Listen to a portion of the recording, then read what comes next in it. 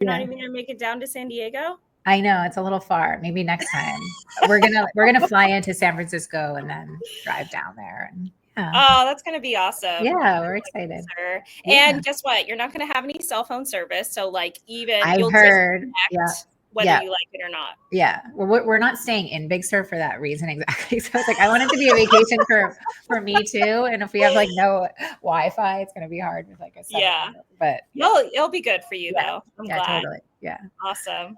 Hi everyone. Welcome. Happy Thursday. Ruby here from Feed Real. We've got our special guest today, Amy from We Feed Raw. I love that name. it's a weird one, but it's our name.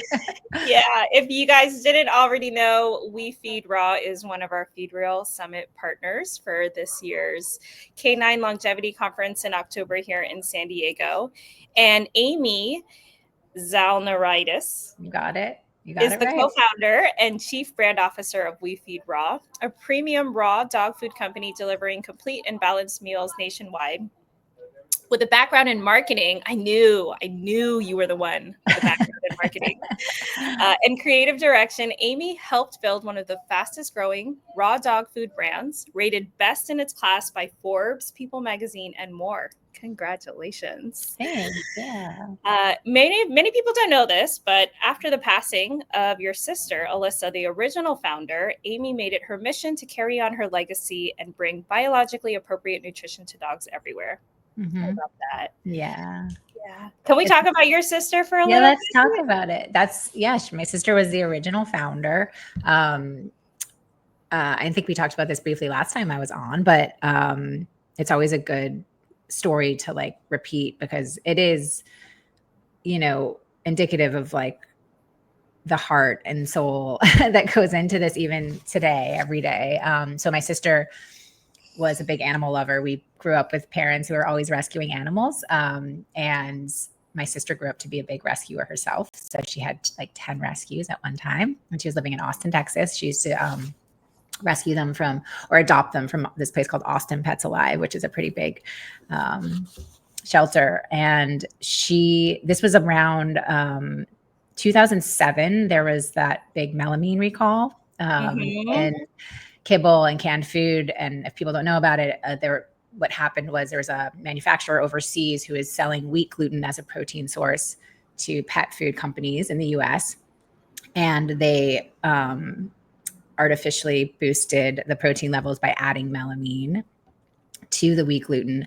There was another chemical too interaction with this, but basically it got into, the pet food supply and killed and made sick like thousands of dogs and cats. And it made, the news and was big headlines. And my sister and a lot of people, pet owners, were really kind of like shaken up by this. And it really caused them to pause and like think about, wait, what am I actually feeding my animals? I think we've been sort of not, I think we've just been fed a lot of marketing for a long time. And it's just been like, oh, no, this is what dogs eat. Like, what are you talking about? This is kibble. This is what they've always eaten. And it's like, when you actually stop and, learn about the history of pet food, that kibble was invented in 1956, right? As a convenient and cost-effective option, not necessarily with the health of the dog in mind. You start to just like peel back all of these layers and see. So my sister discovered raw feeding because of that was sort of the impetus. And she started making her dogs raw meals at home, and she became an expert at this. And like a lot of companies that start, which is sort of a small dream, not even to become a business, really. She was just doing this because she wanted to help her own animals. But then she started making the meals for her friends' dogs and friends of friends' dogs. And from there it grew. And her sister, her fiance, Rich, was a sushi chef. So he started helping like making the meals, and she became more the business side of it. And they delivered these fresh raw meals door to door in Austin, Texas, where they lived for a few years. And then my sister, like out of the blue, seemingly was diagnosed with late stage colon cancer. She was just in her early 30s. So this was like very shocking. She was like young and beautiful and seemingly healthy. So this really kind of, we're a very tight family, really was hard for all of us. And so we decided all together that it would be better for them to be closer to us. And we were all on the East Coast at the time. So she, at that point, moved the business from being Austin only to like an online business Shopify site where she could ship nationally. So I always say it was for a very sad reason, but it helped to grow the company exponentially because she was now serving this much broader audience. And so she did that and worked on this business until the last week of her life. And she died at the end of 2014. So at that point, my family and I, we were devastated and grief stricken, but we also wanted to keep this going for her. It was like, I don't know, like I always, maybe years of therapy will someday tell me, but I think, it could have been a symptom of the grief, but just an extension of her. We knew how much she loved this, and we wanted to keep it alive and, a part of her alive too. So that's what we did. And the company was still so small that it couldn't pay me anything at the time. So I had to go back to New York City and work my full-time job and made this my second job. And I, secured outside funding. I, hired a creative agency to create the brand. So at that point it was named something else. I think we talked about this. You remember? Yeah. Raw. But it was just a small kind of like no brand. Like it was more like a raw supplier at the time. So I knew with my background how important it was to like have a brand and to tell a story in a compelling way so that people remembered you and wanted to come back to you. So I worked with a great agency out of Austin, Texas, and we created We Feed Raw. And it's evolved and we've iterated on it since that time, but it's still very much a part of like who we are. And I think it's still one of the best things that we did besides the products, because it's important for people to be able to connect. And I think that's what our brand does. So yeah, that's the origin story. Yeah, I love that. Yeah. No, I mean, I couldn't agree with you more. We have a lot of conversations with our partners generally, and a lot of sort of up and coming or aspiring business owners, and something that we really try to ingrain into what they're doing is the importance of the human dog bond. Yeah. And anyone you buy from is really a reflection of you and your values, and so that relatability, being able to sort of like yell from the rooftops like We Feed Raw, or like I feed real food, know, like there's pride in that. There is. Yeah, it's a really, really, really smart move. I know you worked with an agency, but I'm sure you had something to do with. Yeah, it was a very collaborative process. It really was, and it was really fun. But they did. What's your background? Like how? So I'm a creative. That's my, professionally, that's what I did before. So I was mainly a writer. And I used to write for magazines. I wrote a book. I worked at the last job I had before this was working at a fashion company as a senior writer and creative director. So a lot different than this, but I still, I was able to apply all of this to what I'm doing today still, but also, this wasn't like such a foreign idea to me. It wasn't like I was just like came from somewhere else and someone introduced it was still my sister. We still came from the same family. It was like raw feeding was still something that we all kind of talked about. Did she basically when she discovered it, tell the whole family, and she's like, this is everyone that has a dog, this is what you're doing, this is what you're feeding. It's funny because, and at that point she wasn't shipping to like I was living in New York City. And I remember I had an English bulldog that, but I went to the store and I found whatever, I can't even remember what retail brand I bought, but I went to the freezer and I used to feed her like another frozen raw brand until my sister could start shipping. And then I started feeding this, but yeah, we were all on board. And it's really funny because we're still obviously on board, and our family and friends and extended family, like everyone feeds raw, because I think you probably see this too, is like once you can actually talk to people for longer than even 5 minutes and explain to them why this is the best way, most people really get it. You know what I mean? Like, that's why I love platforms like this and like these longer conversations, because I think, people following your page are probably already fully on board with this way of feeding. But I do think, when I do podcasts, I love it because it does require a little bit more explanation. And then when you tell them like the success stories and like the evolutionary biology and like why this all makes sense, I think people have that sort of aha light bulb moment. And they really get it, right? It clicks. It's like, there's nothing like, it doesn't really take a lot of explaining. You're like, no, this is the way that dogs lived in the wild. This is, and most people are like, yeah, that makes sense. I never really thought about like this bag of kibble that, is made from like starch and feed grade ingredients. So yeah, we're all big. My husband always jokes like, when we go to parties and dinners and stuff, like, please do not corner people and talk about raw feeding. Like, it's so embarrassing, but I love it. Like, and I can't help myself, it's like, if I find out someone has a dog, I'm like, so what are you feeding them? Yeah. It's hard for me. I do, I feel like my family doesn't want to bring up the conversation because they're like, oh, that's your work, and like you're not working right now. But I'm like, it is different when you own the business because you're working all the time, and and it's your passion. And it's like, it's hard to, because I find it, I actually really like talking about it. I think it's really fun, and I like it because, well, I believe in it so much, right? And like, I know how much it helps people and their dogs. Like, people are happier when they don't, they're just, so I want to share that. And I also just, it's like, when you have this great information, like, you want to share it, right? It's like really fun to do that. I don't feel like that part of it is like a job. So I relate to that too, where you're just like, no, let's talk about it. Does your family all get it? Or do you feel like, no, I think they're so far from it. Like, I just don't even bring it up anymore unless they ask me a question, and then I'll say,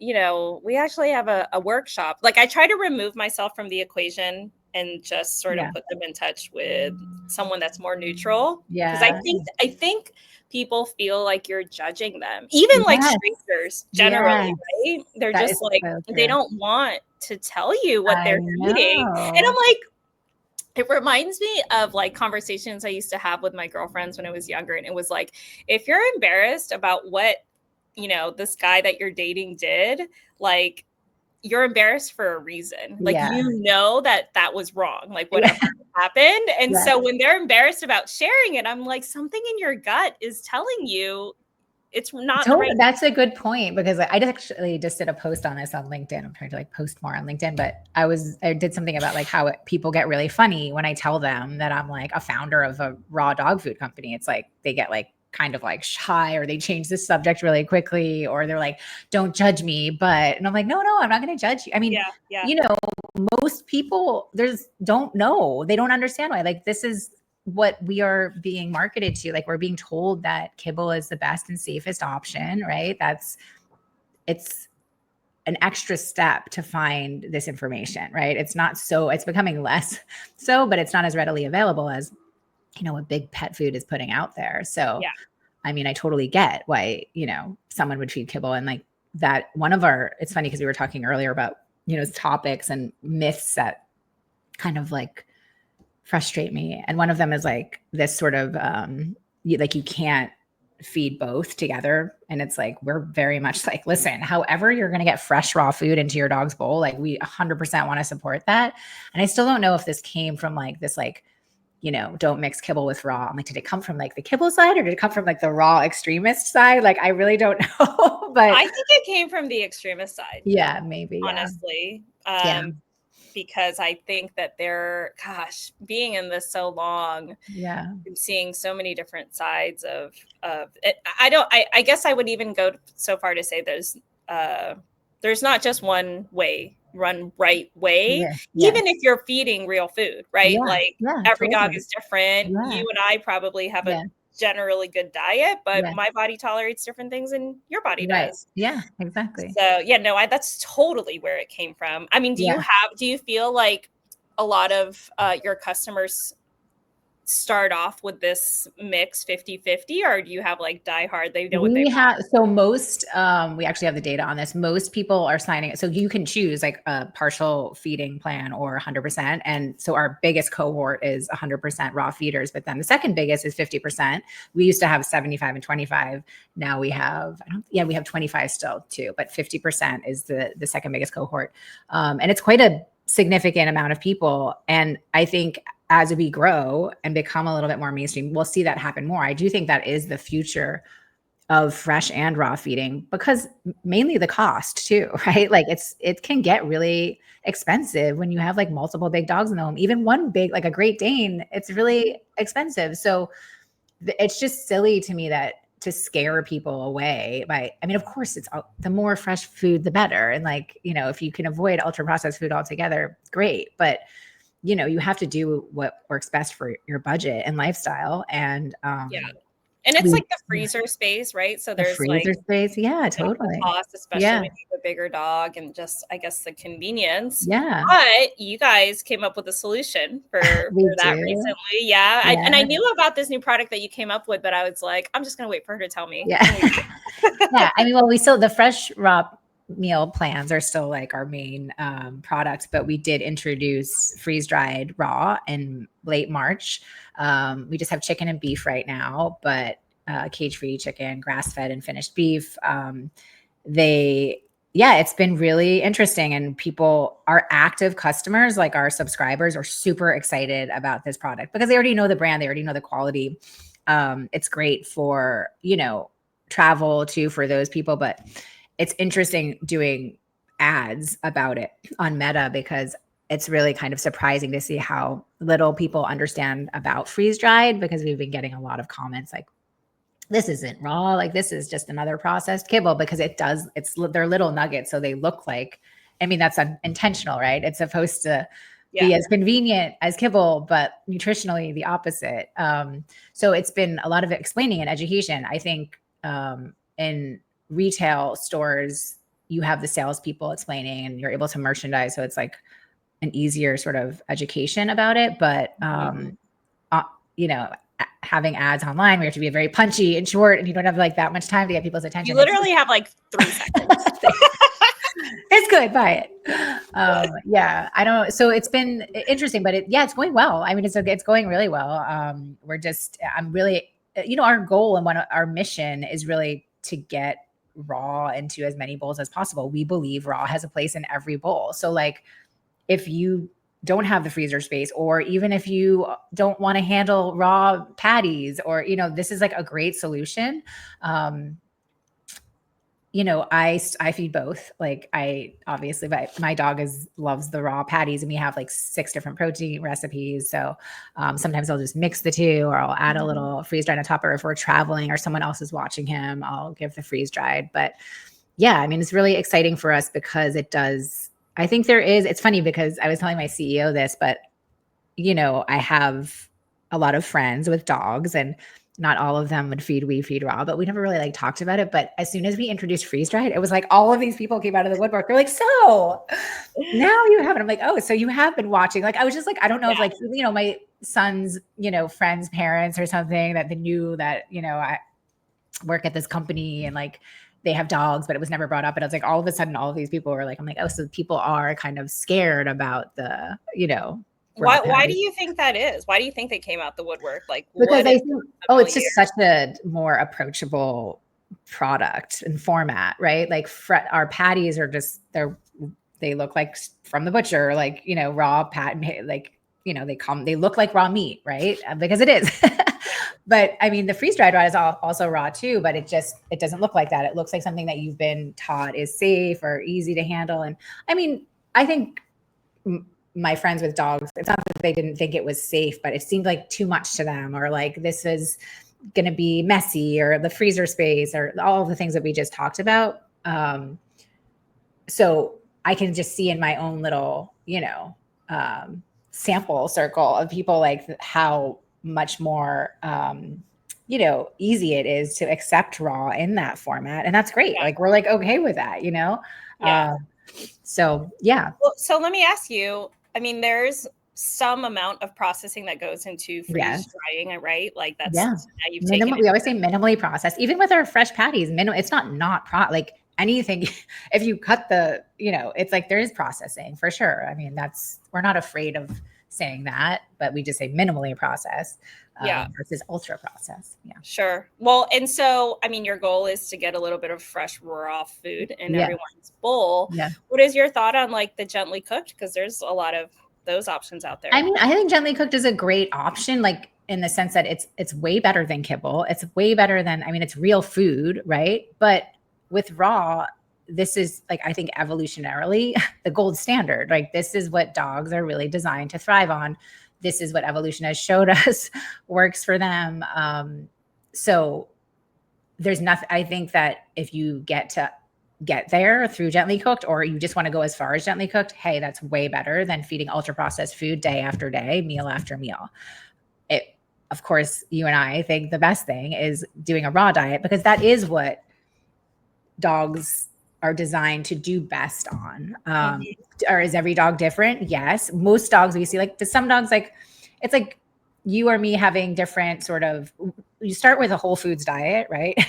And then, like, maybe you're not going to do as well as like this ingredient as I would, or vice, but there's still, like, start with the whole fresh ingredients in the food, and then you can sort of like tailor from there. But I just did a piece of content on this the other day too, about like the transition, and how I had two friends that transitioned their dogs, and they both had totally different experiences. One was like, loved the dog, loved the food right away. She was like going bananas for it. The other one was like, my dog's not eating it. She's being super picky. You know, I coached her through for like 7 to 8 days. And now the dog is completely obsessed and like getting over all of these issues she was having before when she was eating a kibble diet. So I think there's a lot of fear and uncertainty when starting a raw diet. So like, you really can lose people if they don't have patience and, understand, and just confidence in the beginning, Yeah.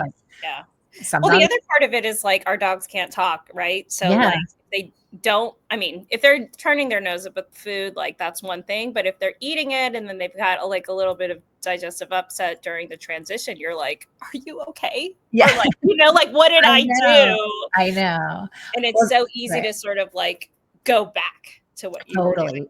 And I think also, especially for people that have the fear that's been like sort of fed to them from conventional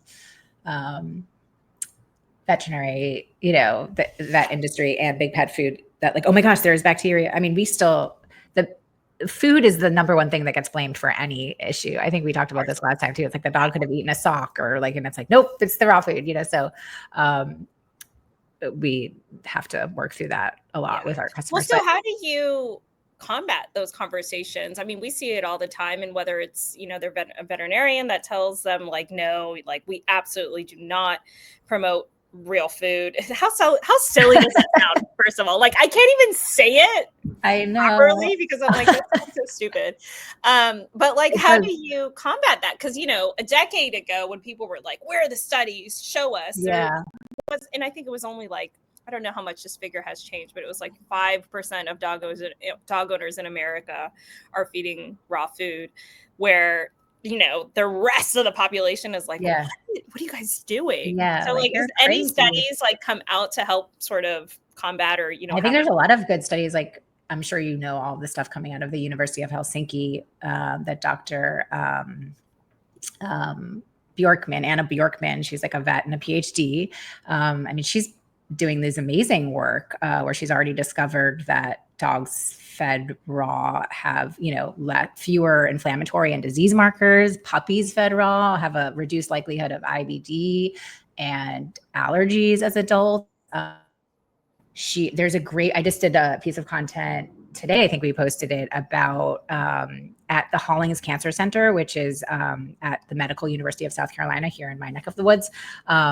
They launched a study in 2021. That's when they got the funding to look at dry dog food and the levels of harmful compounds called AGEs. Do you know what AGEs are? Advanced glycation end products that are formed during high heat cooking. And so this is still ongoing, but they've looked at hundreds of dry dog foods and discovered that these dry dog foods have, I think, like over 100 times more AGEs than like common typical people food. So we're just like completely overloading them for like and we know what AGEs do to humans, right? We know that causes cancer, chronic disease, diabetes, kidney disease, neurologic dysfunction, all of these things. So it's really amazing that this like huge cancer institute is looking at something like this.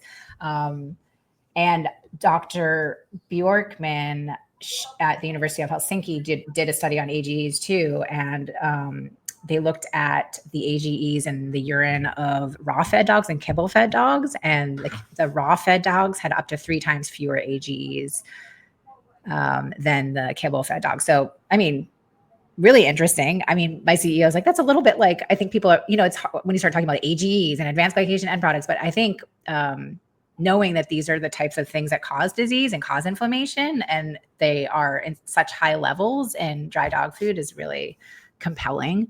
Do you know for that study how long, like how old these dogs were or how long they were fed that particular diet? That's a good question. You mean the raw fed versus the kibble fed and the university? Yeah.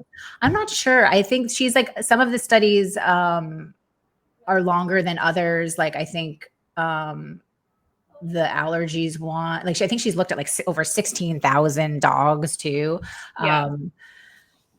And some of them are survey based, and then people have, but they're peer reviewed and they're published in like, you know, these really respected journals. But yeah, I think there's some great work coming. It's funny because like we'll do content on this, and we even have like an ad with me in a podcast talking about some of these studies, and the comments are, you know, people being like, well, duh, like, why do we need like studies to show us what dogs are? And then there's other people that are like, these studies don't mean anything. Like, this is like, there's no study.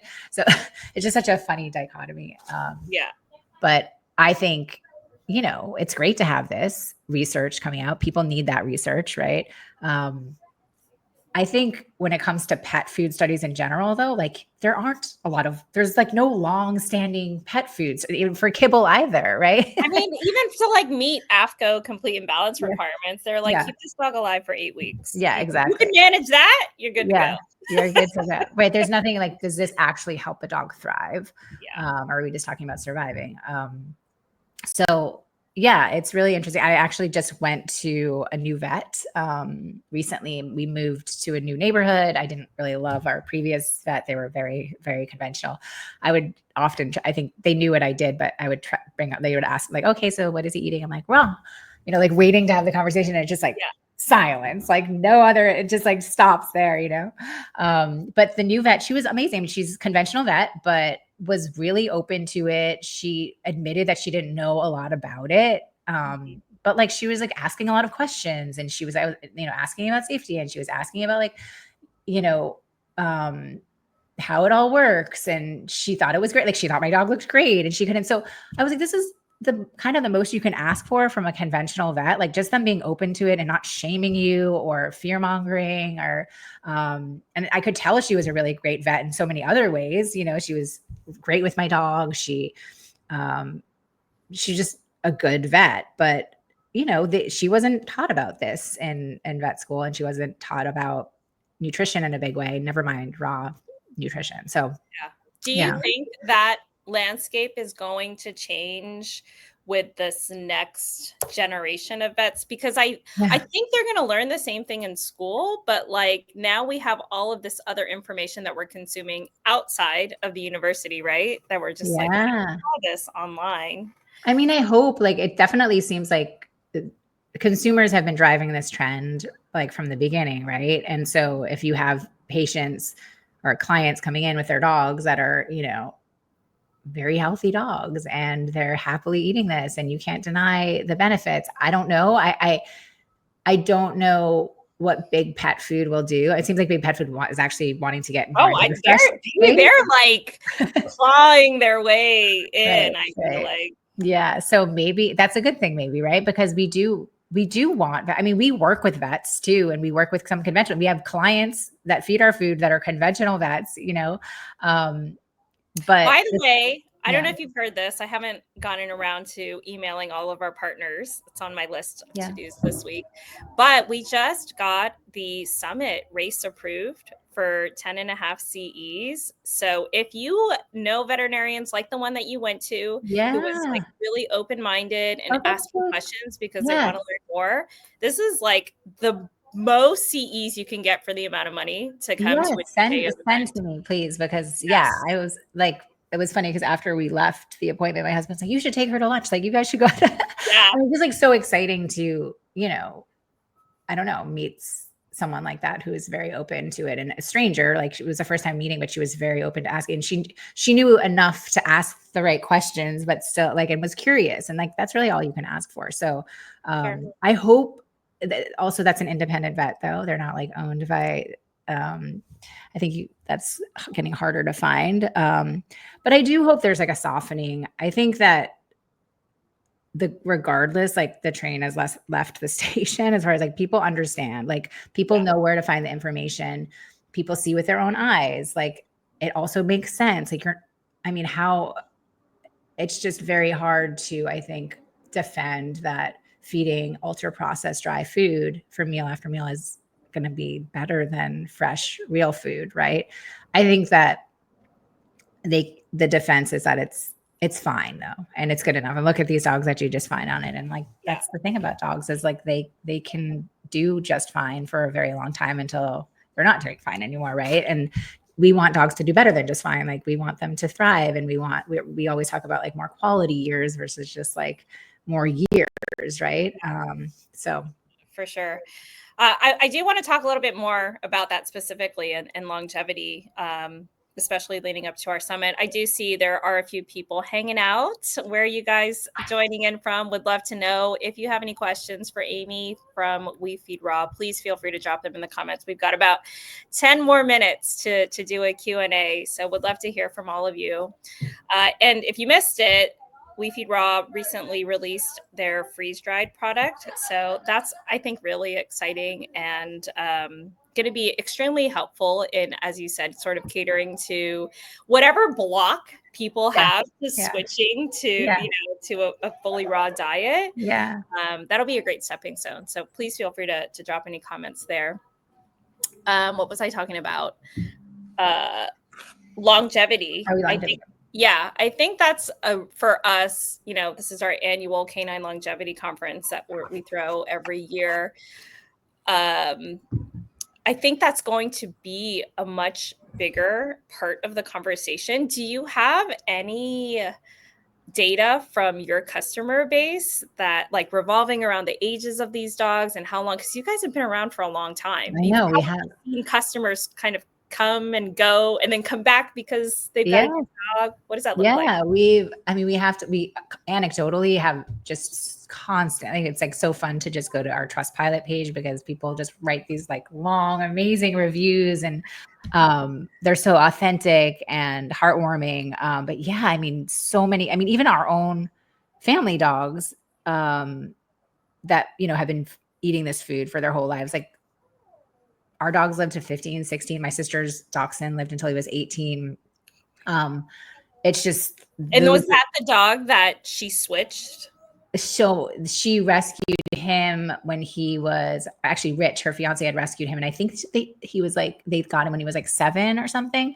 And then she switched him, but no, she had a bunch of dogs when he was part of the pack that she switched. But yes, he was, we always say that his name was Teddy and he was kind of like the inspiration. And my sister had a bunch of the other rescues were all like pit mixes or something. There's like this little dachshund, like that was the alpha among all of these other big dogs. Awesome. So yeah, I mean, longevity, unfortunately there's no studies on this yet, right? That we need those like long studies, but we have tons of like senior stories and even people that have switched when their dogs were seniors and are like, oh my gosh, my dog is acting like a puppy again. Or, I just saw a review come in today from a woman who has a 15-year-old dog who she was like, it's so amazing to see like the life come back into her. And so even if the dog hasn't been eating this way their whole lives, sometimes people feel inspired or they start to like, as dogs start to slow down, they start to research more and they discover something like this. And so, yeah, I mean, and I think it's important to give them as much quality life as you can, even if it's like when they're older. So yeah, I obviously believe that this is great for longevity, but it's just hard to say that, you can't be like, this is going to make your dog live longer because we don't have the actual studies or proof to say that, but kind of like, duh. Yeah. You guys have been D2C forever. Any plans to dabble in whole retail? I mean, not in the immediate future because it's just we really like the D2C model. It's like allows for a customization that like you can't match in retail. We're really close to our customers. We can like really go on this journey with them, maybe in like a few years or something, but it's just not something that like we have a lot of growing still to do even in this space alone. Yeah. And so I think it works for us well. Yeah. You guys are only D2C too, right? You don't sell. Do you sell in small boutiques? For Real Dog Box, we dabbled about a year ago. Okay. It's not something we really advertise. Yeah. But if a store approaches us and they're like, hey, we really want to carry your Yeah. product, and we're like, Yeah. okay. Okay. Yeah. And it's kind of, you got to find that balance, because at some point you're going to feel like you're competing with the other. Yeah. I think we've figured it out in our sense, but I want to work with independent retail stores. I think the big box, like that's where you run into a lot of challenges. Probably great for business, but it really changes the relationship that you have with your customers. Exactly. Like, yeah. Even from now, like I remember being the only one talking to our members, like being the only one on customer service and making the food. And I used to know all of our customers and their dog's name. So we're celebrating our 10-year anniversary. Sorry, totally going off topic here. No, okay. So we've got our kitchen open, and Yeah. we've had so many people come by that are like, oh my gosh, I can't believe I've been with you for 10 years. That's so cool. Yeah. And they're just like, and I can, maybe Yeah. still name our top 5 customers. Yeah. This one guy, and I was like, wait, I know your dog, Daisy. Her name. How do you remember that? Yeah. At some point I did know everyone, and now I feel it's hard. I feel further away, but it's a good thing in the sense that it's showing that there's growth, and you can't always be. I used to also be like very much involved in customer service, and like it was a great gift in a lot of ways, because I really got to know the customer and understand the needs and the fears and the, any sort of, sticking points. And it just gives you an awareness of your customer in a way that nothing else can. Right. So that I'm grateful for, but it's hard too. And it is time consuming and emotionally draining. And, and so like going to retail, like, that it changes that relationship. But I think a lot of people really struggle with, a lot of businesses struggle with the D2C model, because it's hard to go out and get new customers. Like, what do you feel like has really fueled your growth? I mean, a lot of different things, but we obviously advertise online. That's a big Meta is a big space for us.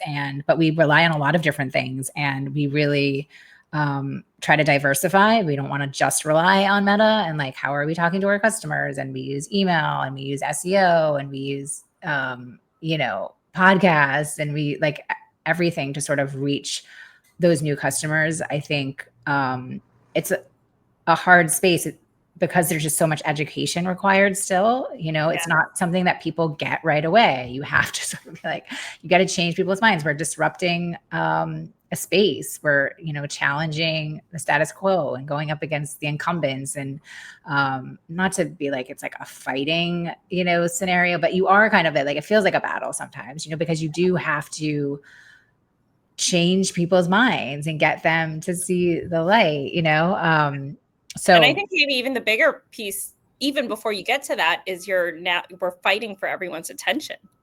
I know. You have to be like, look at me. Yeah, I know. It's true. Well, I absolutely love when your face pops up on my feed. I think it's great. Sometimes I'm like, okay, not me again.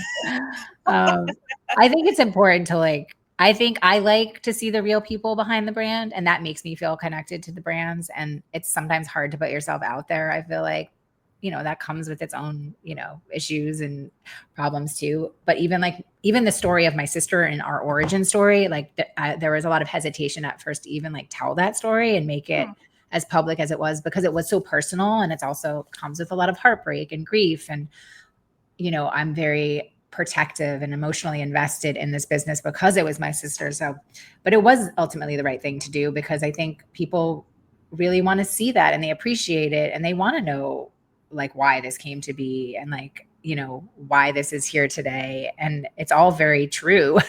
And it's all very, connected to our love for dogs. So I think it's ended up being a really positive thing. But, as you get bigger, there's also people are mean on the internet, and people say, they sure are. Say not very nice things. So you got to kind of have a thick skin. Yeah, well, I do appreciate you and you coming on and sharing your story again with us. Really. I am so thankful that you're a partner of the summit this year, but I really want you to come in person. I know. I'm going to come next year, I think, for sure. Oh, wonderful. Make it out to San Diego. Yes. And yeah, I'm excited. There'll be a bunch of samples there too of our new freeze dried. I think we sent you a bunch of samples so people can get them there. Yeah. And we have a code. Yeah. And yes, you did. You also gave us a code FeedReal40 to get 40% off a starter box with We Feed Raw, and that's exclusively for new customers. So if you guys tuning in want to check that out, highly recommend. Before our content creator is now outside of California, but I got to sample your food the last time you sent it over. And I absolutely loved it. So, we wouldn't be advocating for your brand if we didn't 100% align with what you guys are doing, how you're sourcing, how you're producing your product. And so thankful that you're helping propel the Feed Real movement forward. Thank you, Ruby. I'm grateful to talk to you and see you again. Yeah, me too. All right, guys. Thanks so much for joining in this Thursday. Hope you have a good rest of your afternoon and a wonderful weekend. Bye. Bye.